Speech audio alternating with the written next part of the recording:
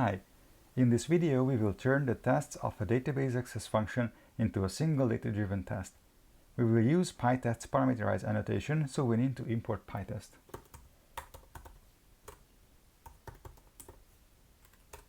Now we can add the annotation. It is called pytest.mark.parameterize.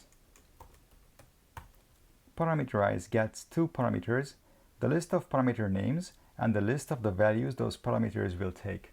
To access the values, we need to add function parameters with the same names. Let's start with user IDs for this test case. User IDs, we need to add a parameter, and now we can pass in this parameter to our actual call. Of course, the second parameter is the list of values to be used, and in this case it was a single none. Our test passes, and just to demonstrate how we can increase the number of test cases we have, let's do the same exact no users input with an empty list instead of none, and as you can see we have the second test case running already. Now let's incorporate the next test case. If we take a look, we can see that there are some differences. First of all, there is going to be an actual call count. So to be able to pass that in, we need to add a new parameter. Let's call it call count and add it to the list of method parameters, call count, and the assertion. And of course, since now there is two values, we need to add that to our existing tests. For these, it was the hard-coded 0, so let's add 0 to these parameter lists. When we look further, we see there are two extra assertions here, the return value and the call args. So we will need more parameters for the parameterize annotation. Let's add them. We will need the return value. The return value for the existing calls will be none. We do not expect a function call.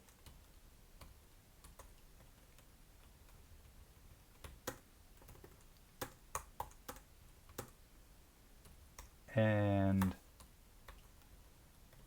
with the same method, let's add the argument. Let's call this parameter args.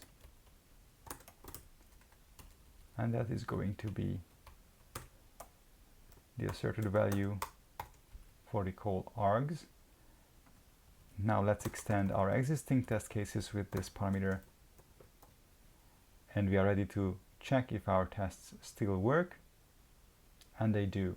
We are ready to add our new test case. So let's revise every parameter here. First of all, the user IDs. We have a user ID here. It's no longer an empty list. We have a call count of 1 instead of 0. We have items that will be returned, and we have arguments that we expect our query method to be called with. This is it. Let's run the test case, and as you can see, it runs fantastic. Now we are ready with this test case. Let's incorporate the next one. Taking a look, we can see there is one difference in the assertions. Until now we were always getting back an empty result, but now we will get back an actual result, which is a difference. So let's add another parameter, res, and use this for asserting the actual result. This was an empty list until now for all of our existing test cases. So let's add it as a constant and see if the test cases still work. They do. We are ready to add our new test case. So let's copy the arguments. Now we have a non-empty items list returned from the query function.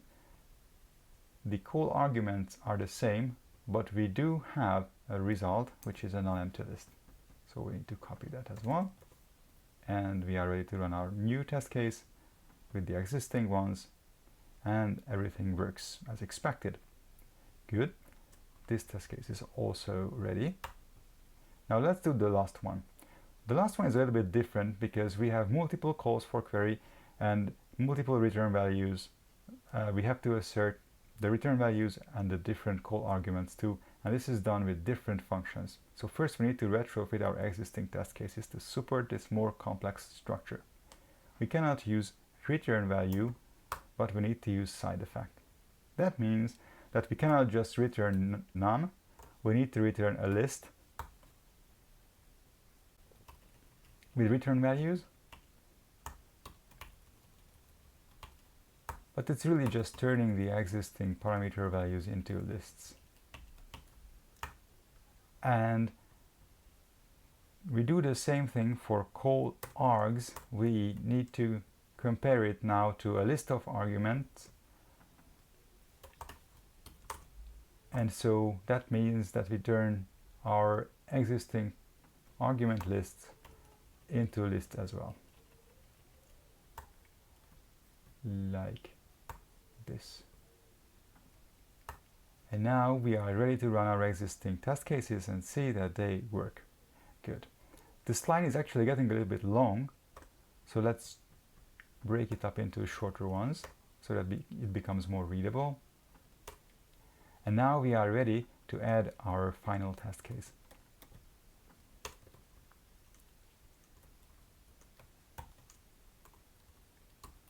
Okay, so what is different? Here we have two user IDs to get pass in. That means two calls to the query, and therefore we will have two return values and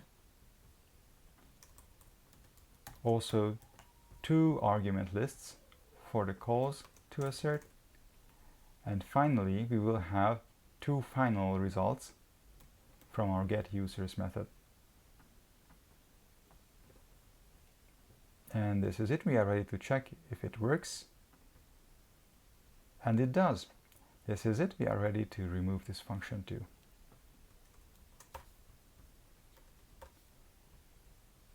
Here we are, and as a final touch, let's rename this method to test getUsers, and this is it. Thank you very much for watching, and see you in the next one.